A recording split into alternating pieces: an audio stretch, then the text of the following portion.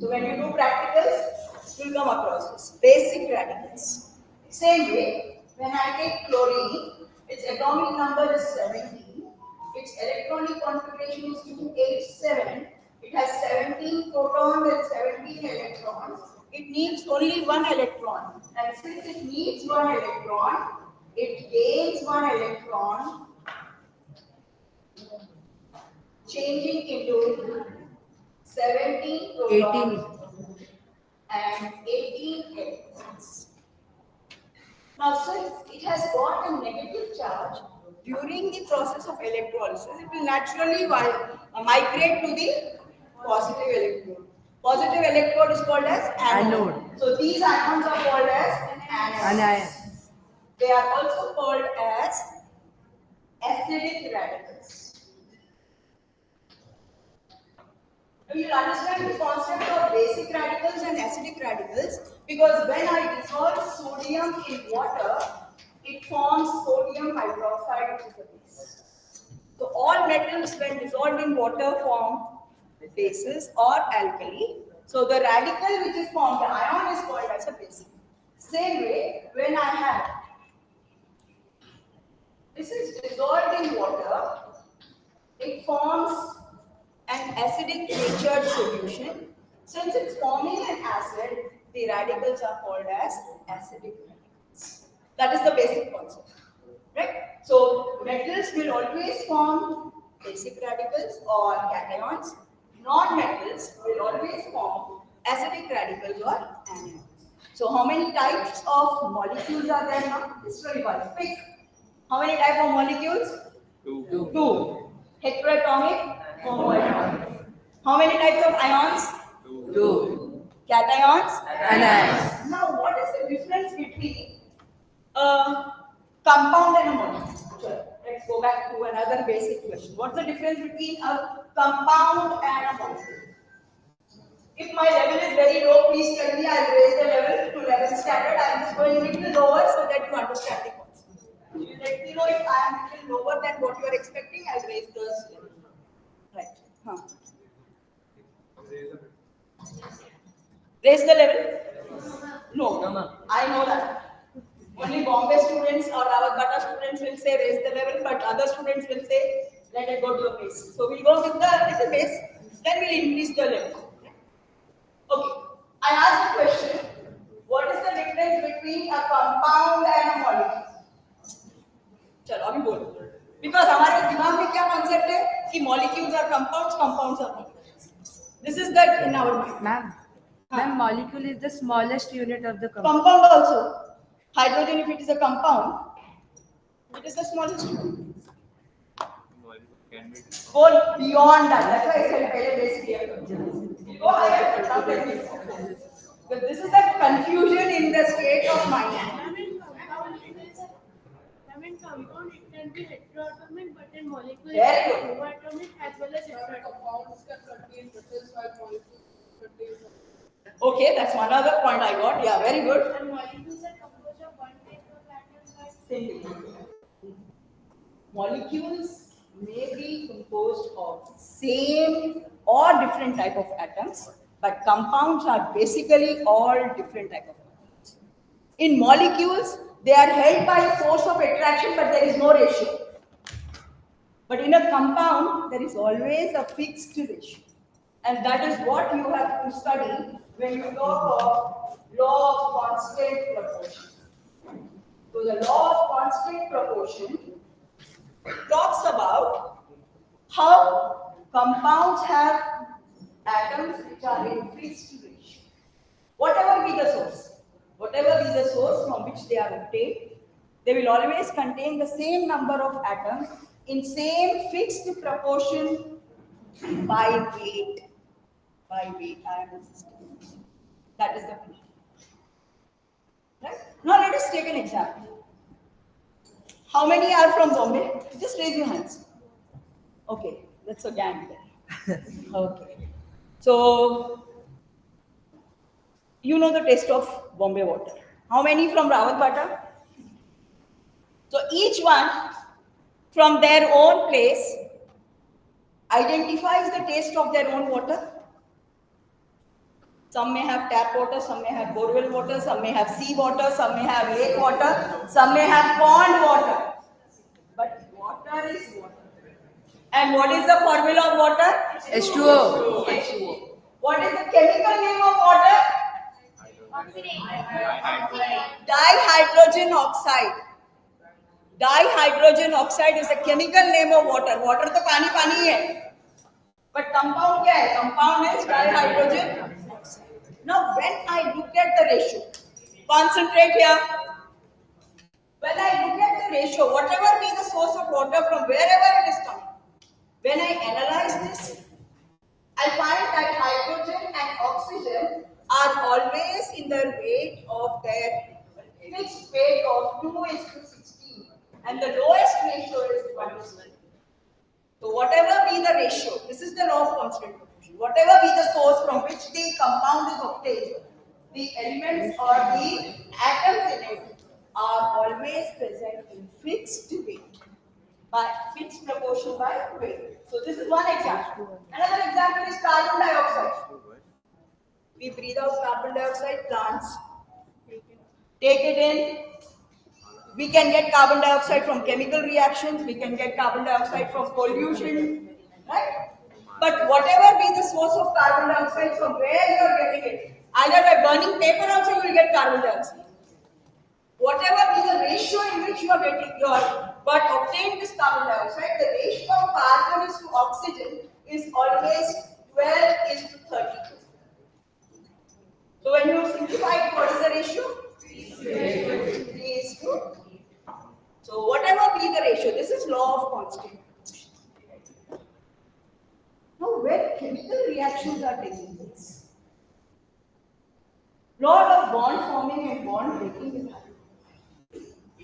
Do you think it can happen by itself? अभी आपको दोस्त बनाना है, कितना टाइम लगता है दोस्त बनाने के लिए? इतना जल्दी? True friendships don't come in 1 second, 1 month. They take long period to be developed. But once formed, those friendships don't go. How many of you have such friends who have been with you right from when you joined school till now? How many are there like that? Any friends like that? Very nice, very good. I have a friend who is 43 years of our relationship, 43 years of friendship. Right? It's not easy. So you have very few friends who are, put your hands down, who are very, very close to you. That means how you have been able to maintain this relationship or this friendship? Because you have invested. The opposite person also has invested. Both have invested. एक हाथ से ताली नहीं बजती. It is mutual. Both have to invest. So when both are investing, you are conserving something. So that is law of conservation of mass.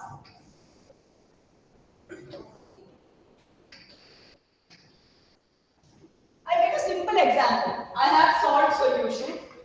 To that I add silver nitrate solution. I get a precipitate of silver chloride and sodium nitrate is in the solution.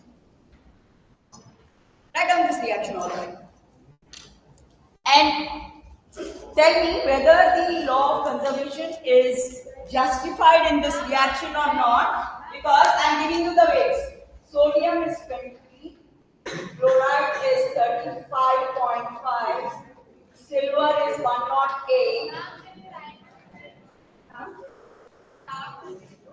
You are not able to see?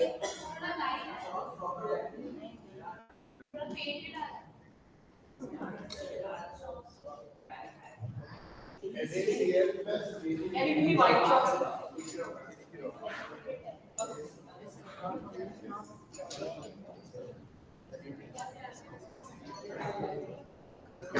Okay. Yeah. I'm giving you answer. Now is it clear? Yes, sir. ठीक है? ये ज्यादा much नहीं चाहिए उधर, much करने वाले से बाहर चले जाओ. पढ़ाई के लिए है, पढ़ाई पे ध्यान दो। Sodium 23, chlorine 35.5, silver 108, nitrogen 14, oxygen 16. चलो, calculate the molar mass or the molecular mass or the formula weight. See the words I am using. Atomic weights I have given the weight of atom. I am asking you to calculate the formula weight because they are ionic compounds. And if it was a covalent compound, you would have calculated the molar mass or molecular weight. So now to calculate formula weight.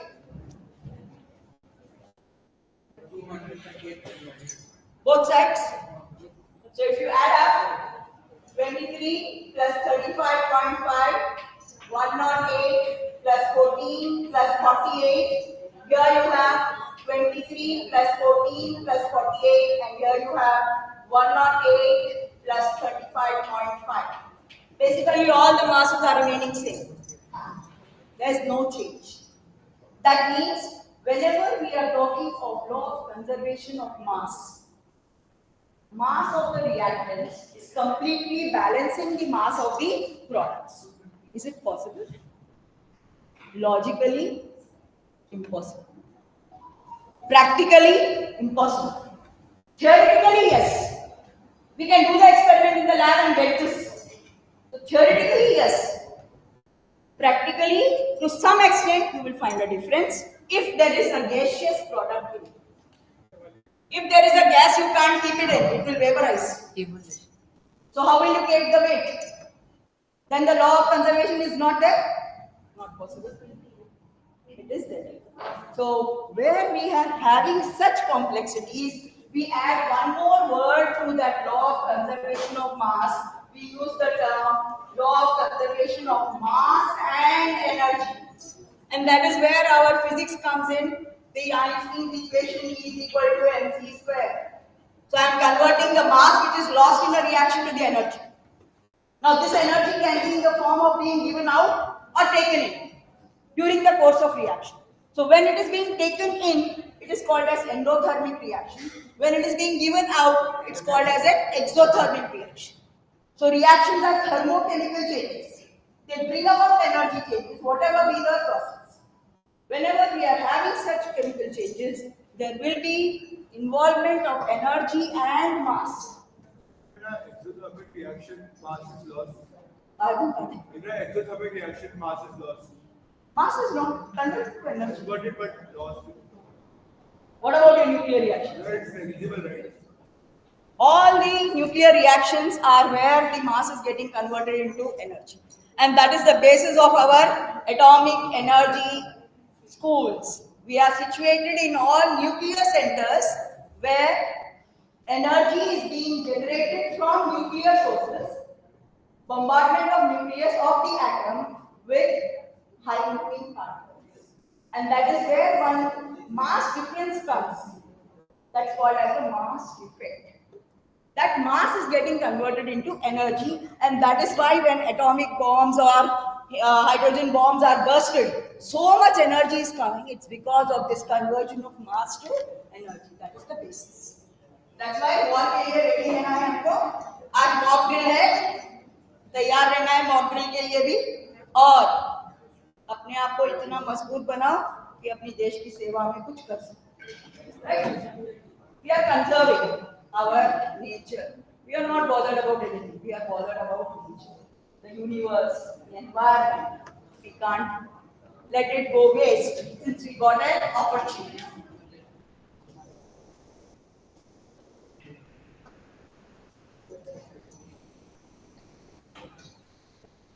Now, since I have talked about molecular weight, formula weight, atomic weight, exact definitions are there in your textbook. That I'm not doing. I'm to give you your concept of that.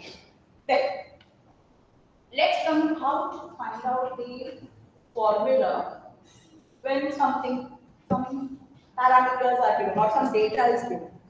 Suppose I say that a compound A having atomic number um, 32 is giving a mass of 180 grams in a compound X.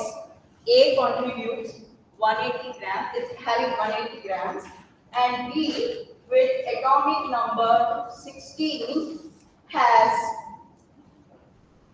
100 grams. I'm just random one case. Now calculate. How will you find the formula from this? So in your textbooks in 9th, there is a concept called as the empirical formula.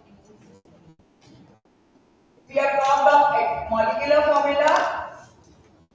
We have talked about ionic formula, but we are talking of empirical formula. Now, what is the difference between a molecular formula and an empirical formula? Empirical formula, the ratios only there. Uh-huh. So like there is ratios are only More simplified form. Empirical formula gives you the simplest ratio of atoms. Simplest ratio of atoms in a molecule. Whereas a molecular formula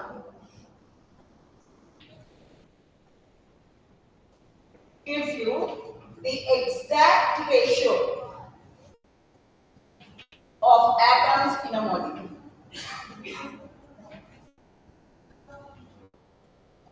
Now, what do I mean by this? Let us take a very common example. सबको sugar खाना बहुत पसंद है, मिठाई. All of us like to eat sweets. Many of us. अब मेरे जैसे बूढ़े हो गए तो थोड़ा शुगर छोड़ना पड़ता. नहीं तो बहुत ज्यादा मीठे हो गए तो शुगर की बीमारी आ जाए. It's problematic. So what is the formula of sugar? Let us take glucose. Okay, C6 here it is. C6H12O6. Okay. This is the formula of glucose. Correct? This is the molecular formula of glucose. Yes, this is the molecular formula. This is the exact ratio. That means carbon is 6, hydrogen is 12, oxygen is 6. This is the exact ratio. That's why this formula is called the molecular formula. But when I go to the simplest one, 1 is to 2, 1. 1 is to 2 is to 1. That means the empirical formula is CH2O. This is the difference between a molecular formula and an empirical formula. So when you are analyzing data, suppose you have extracted some components from or pigments from plants, or you have extracted some compounds from animals or human beings. When you are doing the research, you have to analyze something wrong. You have to analyze what is the formula of the compound because you're not aware of it. Kuch doubt hai? Kuch doubt hai? Doesn't matter. पढ़ाई में और खाने में शर्म नहीं होनी चाहिए क्योंकि ये अपने लिए कर रहे हैं. बाकी सब दूसरों के लिए. पढ़ाई और खाना अपने लिए है. हाँ. इसलिए क्या है?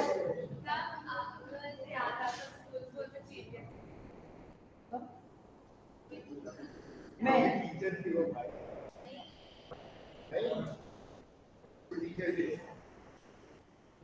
Ma'am, is the answer G4S5? इस कौन सा? Is the answer G4S5? Take minute. Let us come back to this. Now, the difference between empirical formula and molecular formula is clear. Then I said, the data is given to you. You have to find the formula of the compound. So this is the question I have given you to find the empirical formula of this compound AB. A compound X has A and B. This is the proportion given. How will you find the formula of this compound? So to find that, you have to use this formula. Suppose A I am taking, then it will be the weight given by atomic weight. This is the formula you should use to get the mass of or the moles of. And here it will be 180 by 32 and here it will be 100 by 60. What is the ratio you are getting? Simplify करो उसको फटाफट. atomic weight, ma'am. हाँ sorry atomic weight चलो अभी समझ में आ गया नाम आ गया अरे यार, मैम एटॉमिक नंबर से निकाल दिया। हाँ तो एटॉमिक वेट से निकाल दो ना ये भी एटॉमिक वेट ही है ये ऑक्सीजन का हो जाएगा नहीं ये सल्फर एंड ऑक्सीजन हो जाएगा ये भाई हाँ, करो करो करो फटाफट फटाफट A9 B10 A9 A9 B10. A9 and B10 so the formula empirical formula this is the simplest ratio so the formula will be A9 the empirical formula of this compound which is the simplest ratio is this you can do number of examples where percentages are given from percentage actual formula there is another step from empirical formula to molecular formula there is another step the step is molecular formula is equal to empirical formula into n where n is the integer which is got from taking this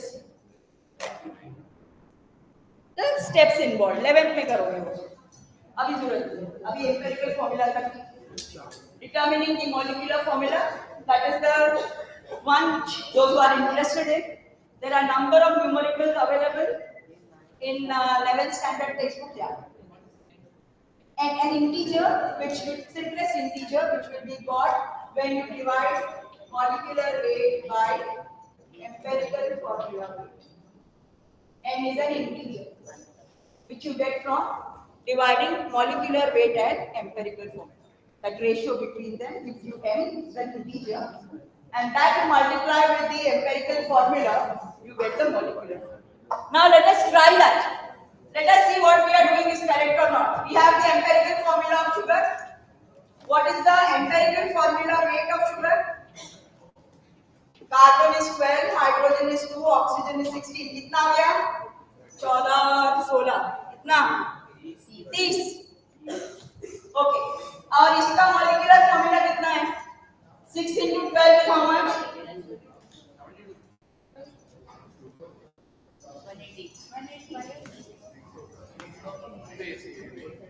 180 है 12 into 6 plus 1 into 12 plus 16 into 6 180 right 180 so now n will be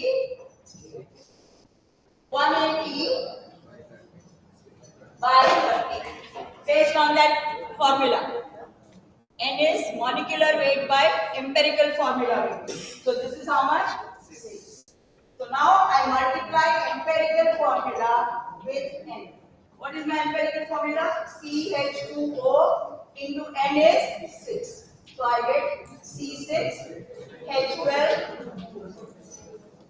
now is there relevance ये तुम लोग बहुत बात कर रहे हो school 4 के बच्चे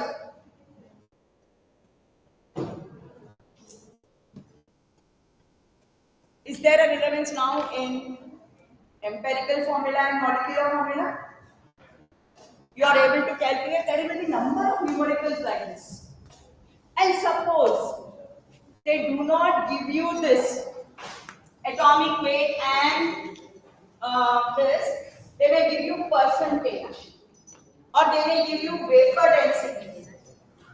So how will you get molecular weight from vapor density? Does anybody know it?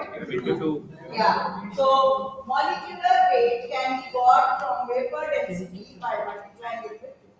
So if molecular weight is not given but vapor density is given, you can use this formula. So number of numericals of different types. I'm not giving any of those. Not relevant at your level. Those who are interested, 11th class का textbook लेके solve करो. बहुत सारे हैं. NCRT. NCERT भी है ICSC भी है महाराष्ट्र स्टेट भी है आपका स्टेट का भी होगा ही is this clear now so what is the gist of this lesson can you tell me the gist of this lesson can anybody revise the whole thing for me in just 5 minutes 5 seconds quickly I taught the whole chapter only one thing is missing that I'll take up after this I wanted to complete with molecules, then go to compounds. Now molecules is over, molecular formula is over, empirical formula weight is over, atomicity. Formula mass is nothing but the mass or molar mass of an ionic compound. In ionic compound cannot be called as a compound. It's because it's held, ions are held by only force of attraction. So it's not actually a compound. It's a electrovalent bond which is holding the ions together. So it's not called as a molecular formula, it's called as the ionic formula. And the weight of that is formula weight. For example, I'll give you one example of that.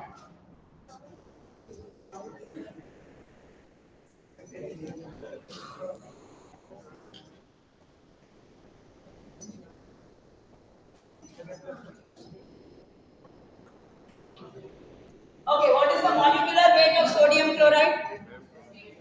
58 point. It's totally wrong. When you finish your gossip, you tell me, I'll start. Till then, I'll hold you. It's a lattice structure, no? So one LA, one CL.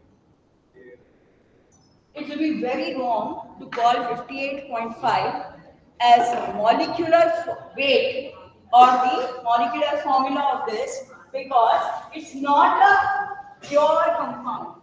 It's a crystal lattice. It's a lattice form. That means it is held only by forces of attraction.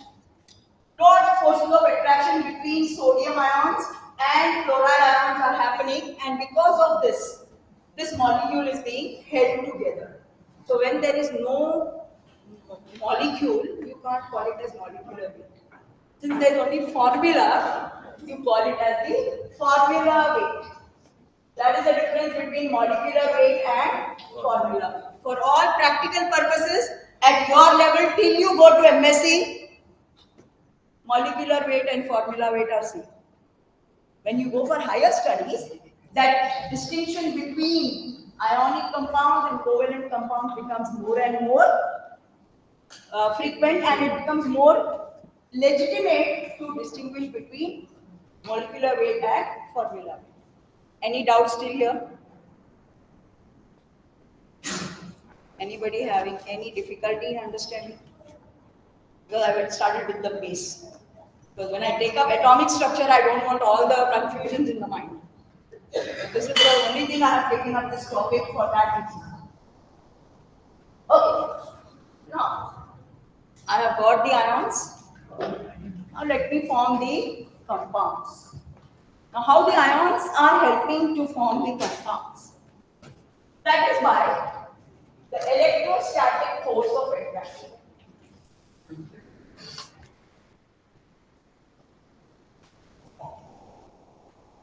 Electrostatic force of attraction between cations and anions.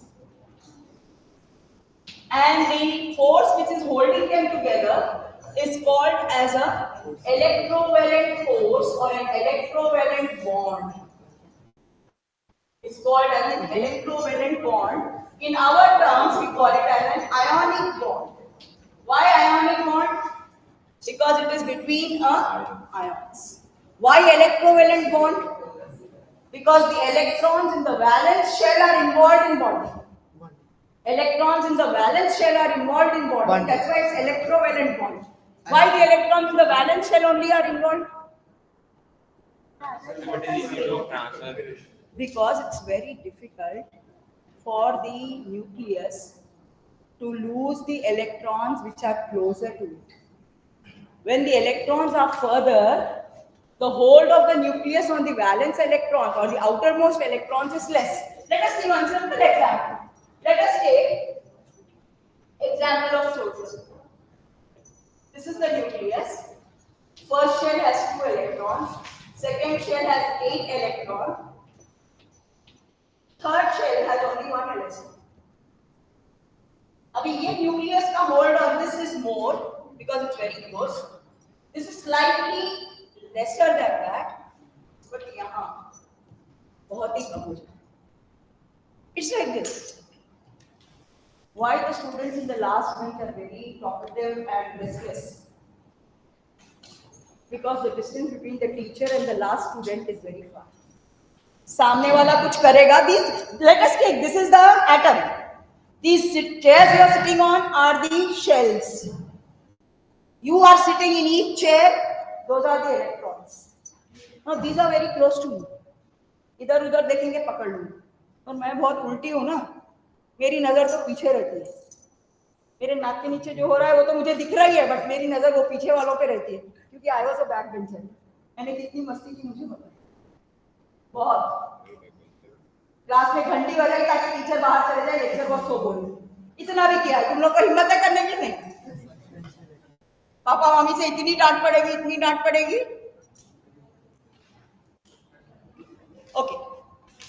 Now relate it to the atom. Electrons which are closer are strongly held, so they cannot be lost. And as you move far away, the attraction between the nucleus and the electron becomes lesser and lesser. अभी हमारी class में 120 students. We were 120 of us in the class. Right?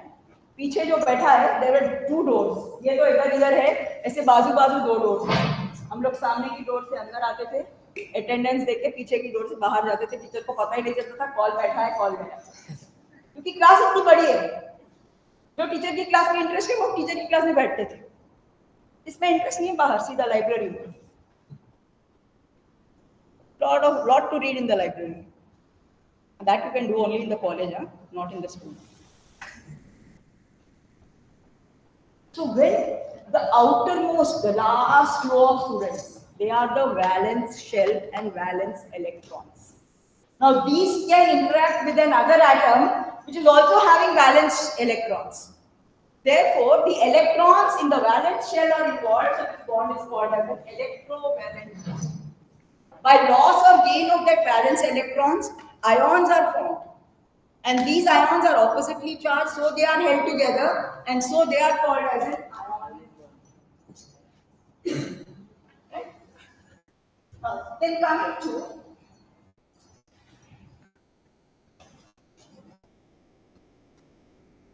how to write the formula of ionic compounds.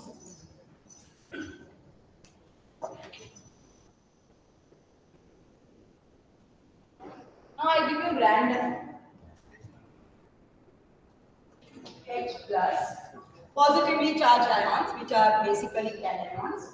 H plus, K plus, Ba2 plus, Al3 plus. These are 4 examples. Right? Now, what is this charge here? What does it mean? That means the number of electrons are less than the number of protons. Otherwise, the atom is neutral. So, the number of electrons is less than the number of protons. So, positive charge.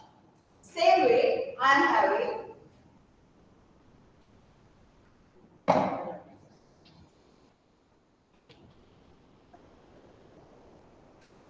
negatively charged ions. Why negatively charged? Because they have gained an electron. So the number of electrons has become more than the number of protons. And therefore I am writing this negative charge. Why am I writing the number? The number is the number of electrons gained, or the number of electrons lost. Now how to write the formula from these? Suppose I want the formula of potassium oxide. Potassium oxide. I want the formula. K2. Why not KO? Why not KO2? Why not all the others? Why only that? K2 is the most stable. Why? Because if you look at the ion charge, there is one charge. So K plus is plus 1. Oxygen is 2 minus. When I am having this type, I cross multiply so that the charges get nullified. Why the charges should get nullified? Yes, both of you. Why should the charges get nullified when I am writing the formula?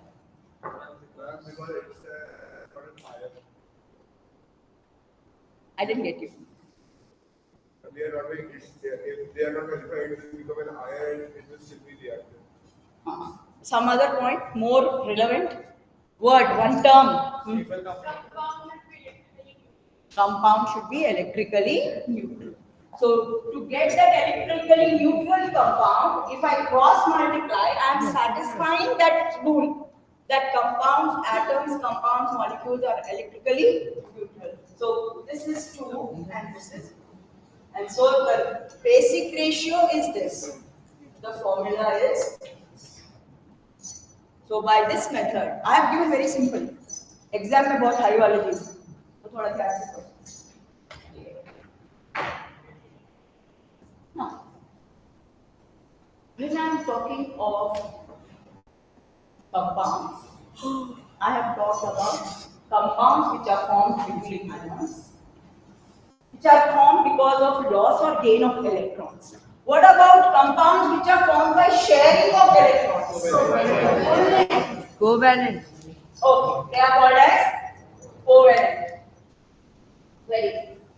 Now, how is a covalent bond formed? This is by mutual sharing. This word is very important. Mutual sharing of electrons.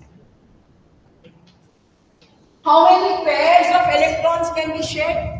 It can be one pair, two pairs, and maximum of 3 pairs. So I can have a single bond which is covalent. I can have a double bond which is covalent. Triple. I can have a triple bond. Why not 4? Why not 4? When all the electrons are involved by themselves, then there is no meaning, there is no stability in that. So that's why only 3 pairs of electrons can be shared. Now suppose it is not shared mutually. Chalo, ab ye bhi coordinate. If they are not shared mutually, no. Coordinate bonds are totally different. Metallic bond is between metals.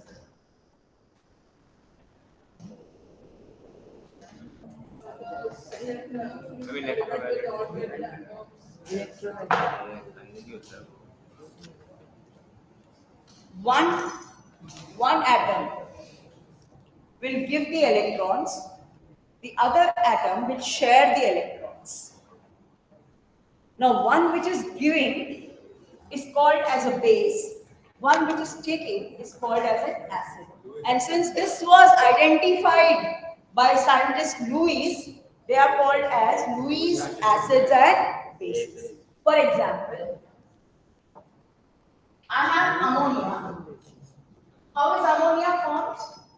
By mutual sharing of electrons, the valence electrons are 3 in nitrogen. It is sharing 3 with hydrogen. So 6, a sextet is complete, but there is one lone pair on nitrogen. So all the 8 electrons are complete, but this electron pair is not used. Such pair of electrons which is not involved in bonding is called as lone pair electron. And that which is involved in bonding is called as bond pair electron. Now it is this lone pair electrons which are available.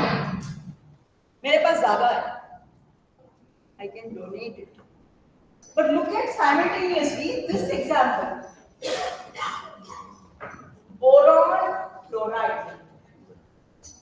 Boron has 3 electrons in the valence shell. It is sharing 3 electrons with fluorines. Each fluorine is having 7 electrons in the valence shell. Boron is having only 3. So if you see, only the sextet is complete, whereas the fluorine octet is complete.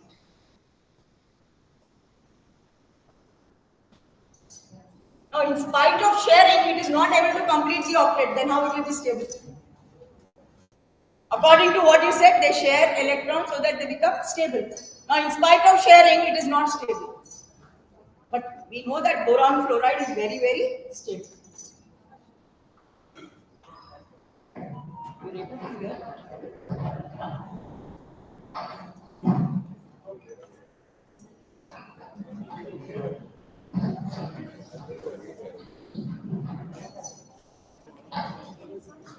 So, where ammonia is having a lone pair, boron fluoride is having incomplete octet. Ammonia can donate this to this, and they will form a mutual bond. This is not mutual sharing. When I am talking of mutual sharing, this is this. Each atom is giving electron, whereas here only one molecule is giving electron.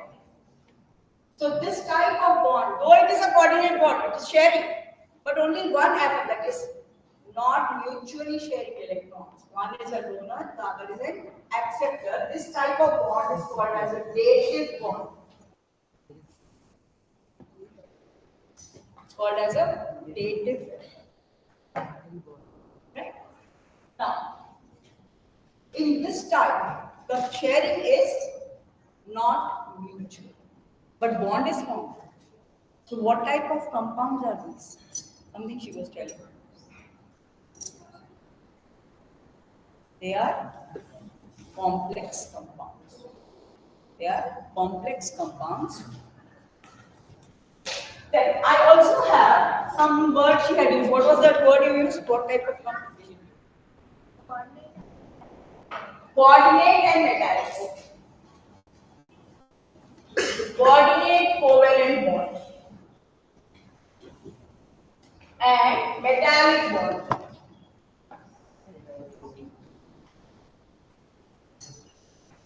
What is a coordinate covalent bond?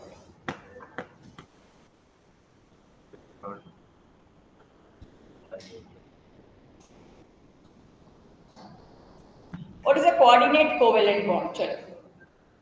Yeah.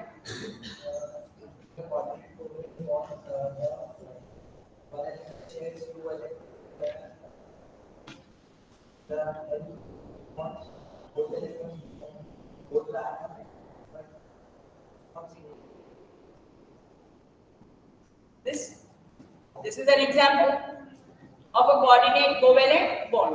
Now I can have this also. Have you heard of ammonium ions? Have you heard of hydronium ions?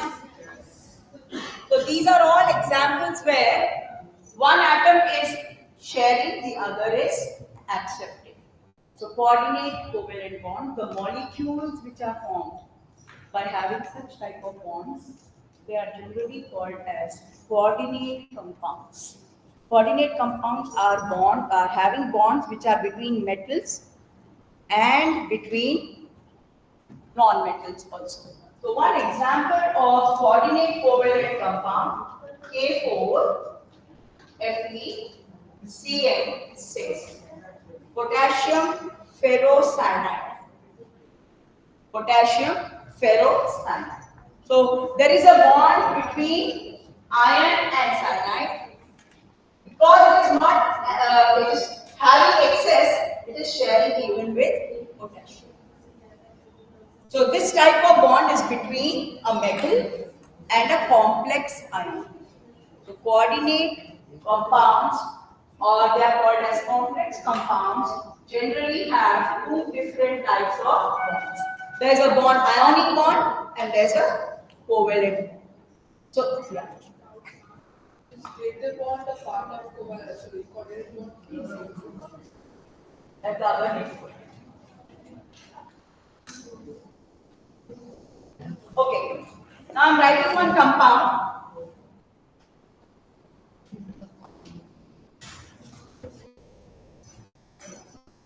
How many type of ion? How many type of bonds are there in this? How many type of bonds are there in this compound? Two. What are the two bonds? They are between sodium ion and cyanide ion. It's a ionic bond. Between carbon and nitrogen, it is a covalent.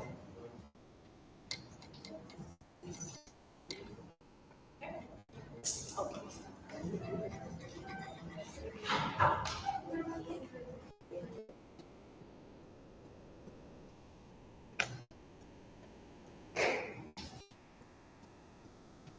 What is the atomicity of this compound? 11. 11? Yes. Sure? Yes. Not 3? 11. Only 3 atoms are there. Three types Three types of atoms are there. Right? 3 types of atoms are there, but atomicity is 11. Very good. So now can you tell me what is the difference between this? What is the type of bond between hydrogen and chlorine? So many differences. I have written H plus and Cl minus. Immediately somebody said ionic. Very good. But suppose I am writing like this. That means it is sharing of electrons. So it's Covalent. Why it can't be ionic? Because hydrogen has 1 electron, chlorine needs 1, it can give. What about this? Same example actually. What type of bond is this? Covalent. It's got specific name. Polar. Very good. Polar covalent bond. There's the difference. Polar And what covalent is that bond. sign called? Why is it polar covalent? Because the bond is formed by sharing, but one of the atoms is stronger than the other, so it pulls the electron pair towards itself, due to which it gets a partially extra negative charge. And since this has lost that power of holding the electron, this gets a partially positive charge. So this type of bond is actually a covalent bond which is formed by mutual sharing of electrons, but due to the electronegative difference. Yeah. HCl is found in which form? Ionic, covalent, When you are dissolving, when it is in the gaseous form, it is covalent or polar covalent. When it is in the ion, when it is dissolved in water, it becomes ionic. Because they are able to get H plus ions, so you are able to do the acid test. HCl का test कर पा रहे हो. That's why I wrote all the three. So in HCl, there can be, it can be an ionic bond, it can be a covalent bond, it can be a polar covalent. Like this, there are a number of molecules which show different types of bonds. Right? So such type of bonding allows us to form a large number of compounds in the nature. Apart from this, what I have discussed are all inorganic compounds. But I know that carbon alone can have thousands and millions of compounds. So the compounds of carbon are called as organic compounds. So I can have inorganic compounds and organic compounds. Then I can have covalent compounds, ionic compounds. No, I will put that in column. I can have intermetallic compounds. What are intermetallic compounds? All the alloys which you are using. All alloys are intermetallic compounds. The bond is between the metals, so it's called as a metallic bond. Then I have a coordinate covalent bond.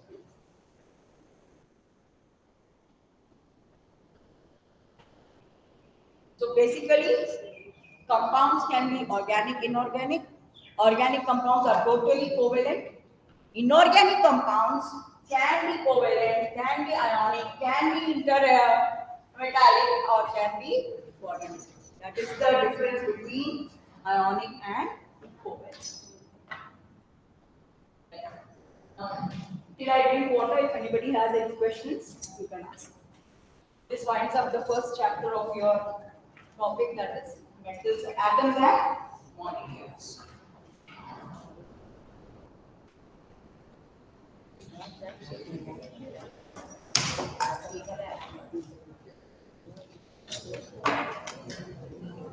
I wanted to show you one.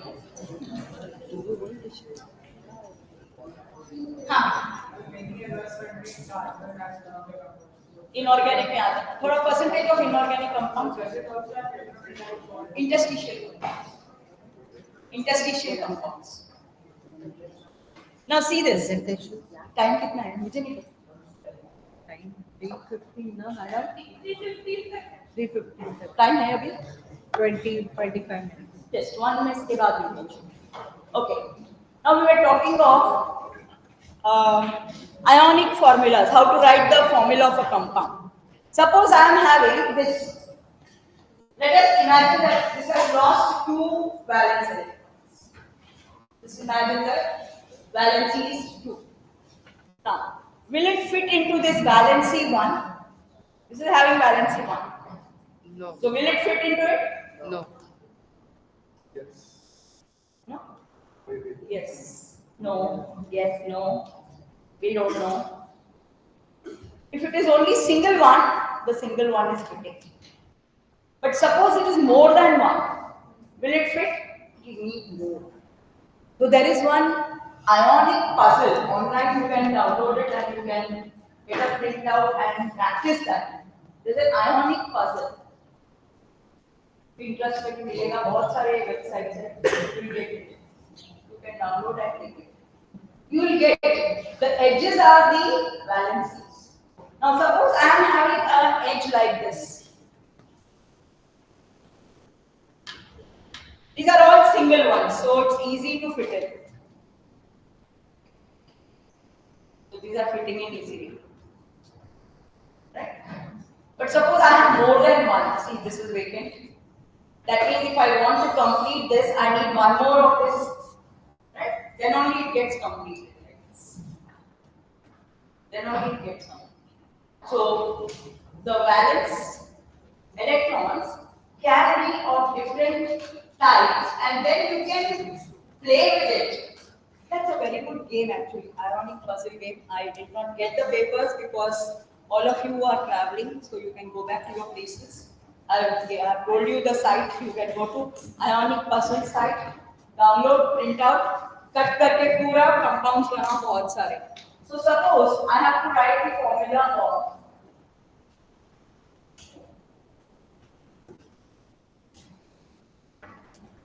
aluminium nitride. Aluminium nitride, I have to write the formula. So what I should know? What is the formula of aluminium nitride? NO3. NO3 is nitrate. ALN. Because nitride is N.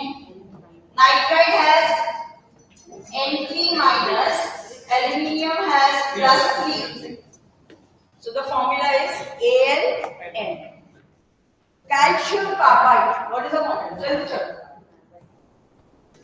Calcium carbide. Why did I get this compound calcium carbide? Because now it is very widely in use, especially for ripening the mangoes. They'll spray it with calcium carbide. एक दिन में mango पक जाता है, इसलिए tasty नहीं है mango. Bombay का Hapus started coming in February. All artificially ripened. Bananas also. Calcium carbide का formula क्या है? Ca2C.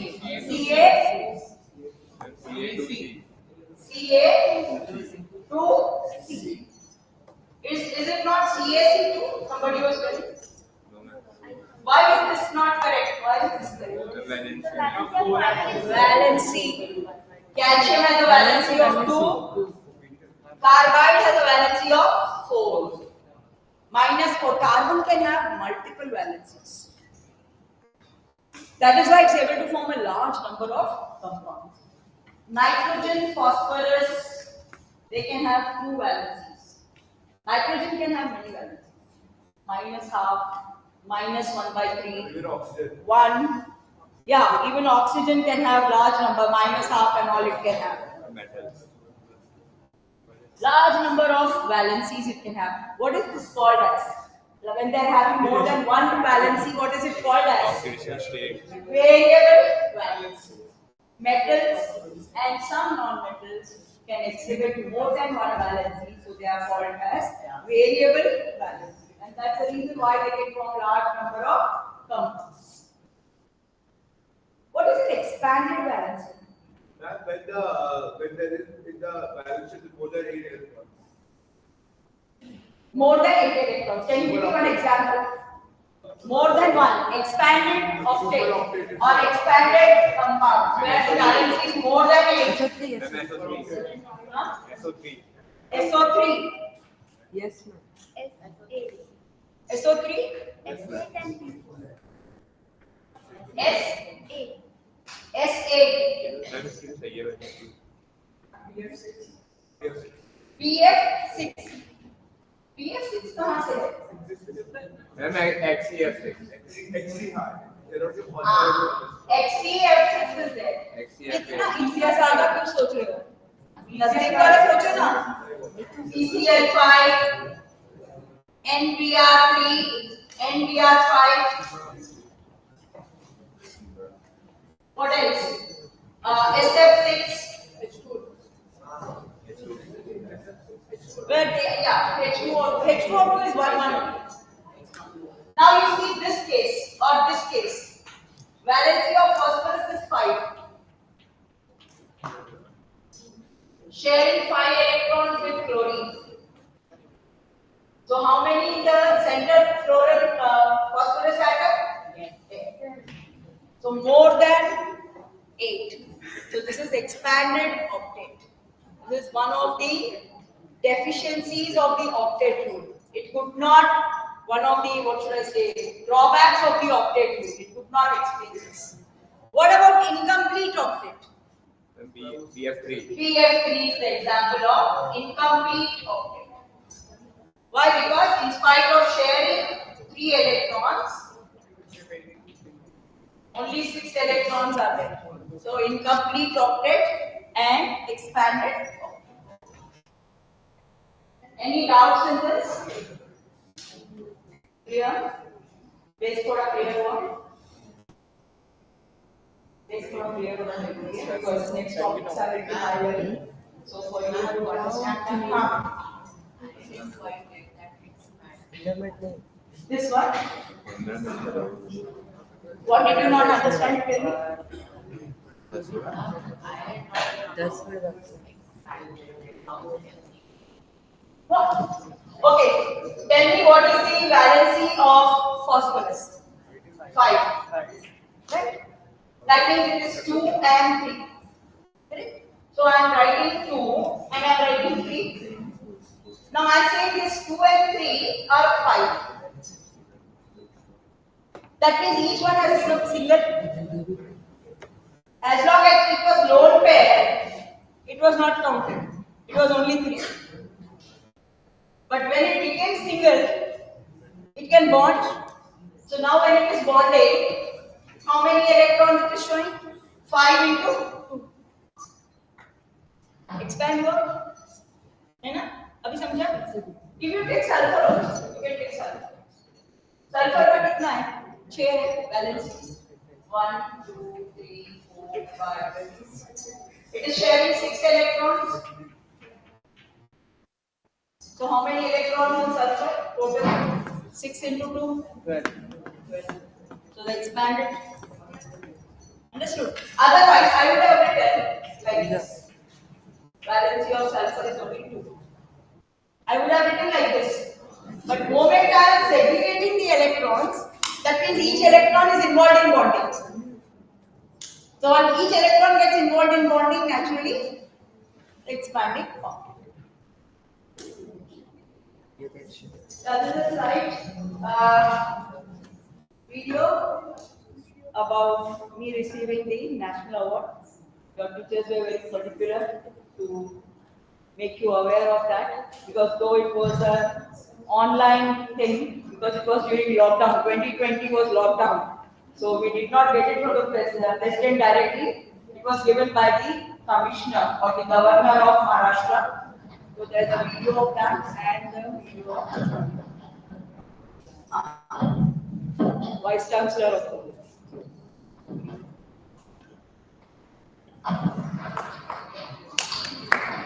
Yeah, thanks.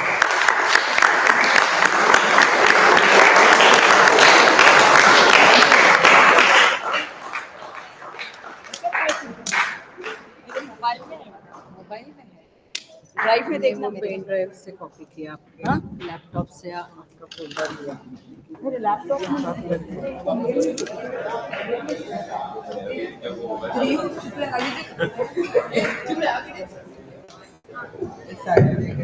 मेल में है। हाँ, आपने भेजा मेल में?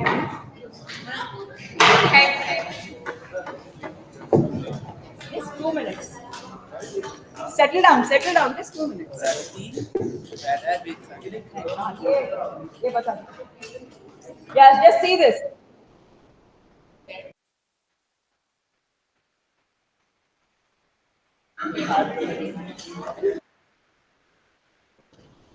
Volume connected.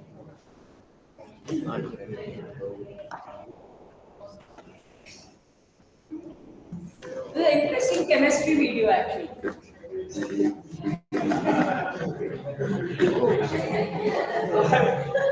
Sounds good.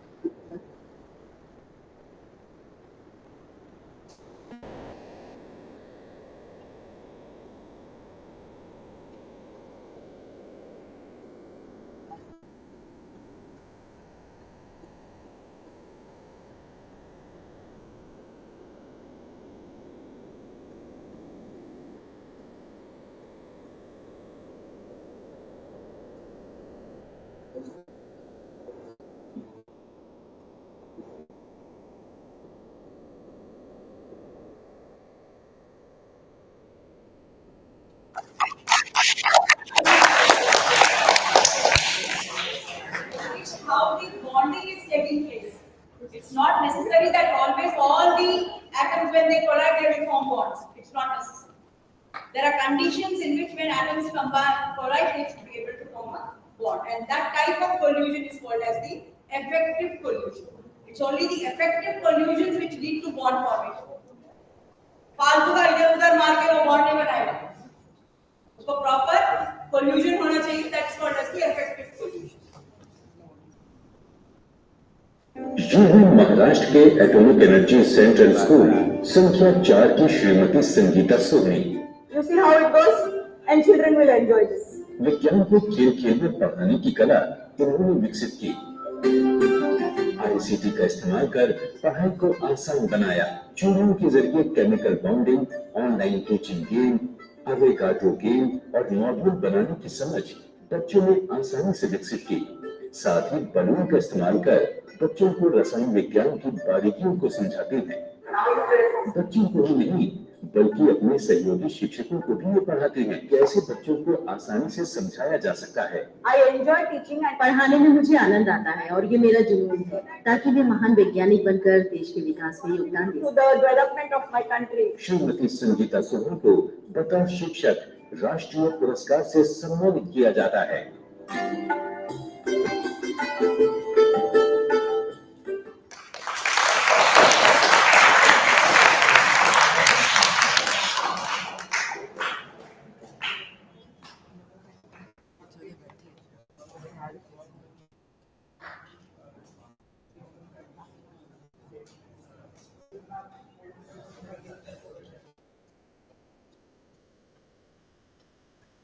Atomic Energy Education Society.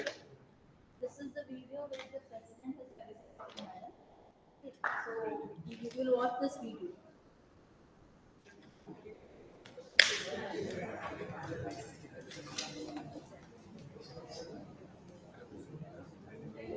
Under department of atomic energy Mumbai से श्रीमती संगीता सोहनी शिक्षिका atomic energy school number 4 Anushakti Nagar Chhattisgarh Durg से श्री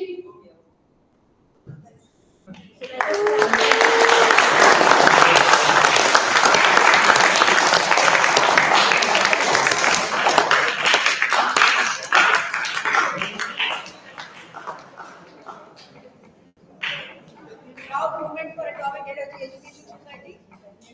Definitely.